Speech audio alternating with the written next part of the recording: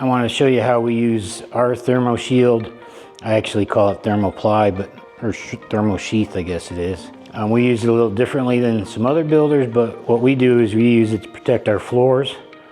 So one of the first things we do is our hardwood goes in before our trim goes in.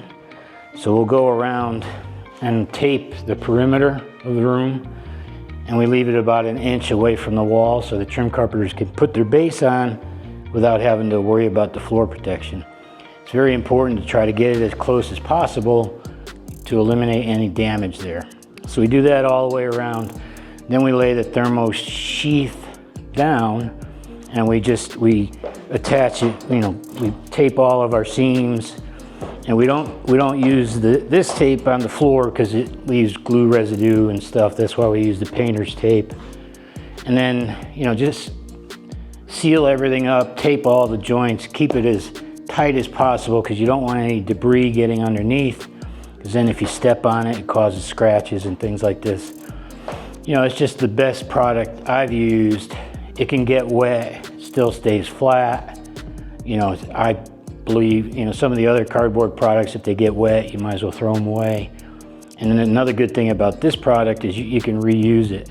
The majority of these full sheets will pile up in the garage and bring them to the next job. So we can probably use it for 2, 3, maybe 4 jobs, and it really pays off. A lot of other builders will use this stuff, believe it or not, as sheathing on their walls. And a long time ago, I was on a job in South Carolina that these guys were using this as sheathing, and this big storm came through, and we were inside getting out of the rain, and the house was literally creaking. We were ready to jump out of the windows if we had to get out of there. So definitely wouldn't use it like that, but I think it's great for floor protection. You need to think about, when you are covering floors or things, some of the darker woods like walnut will fade.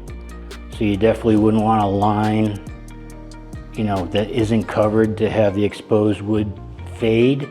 But as far as a floor protection, I would use this. I can't think of a spot that I wouldn't use it. Here's a couple things. Yeah.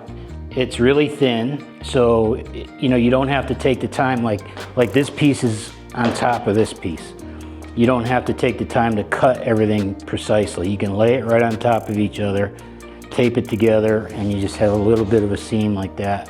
And you can you can't rip it. It's very, very tough. You can't rip it, you have to cut it. So it's extremely durable. Thanks for coming by for the video on Thermo-Sheath.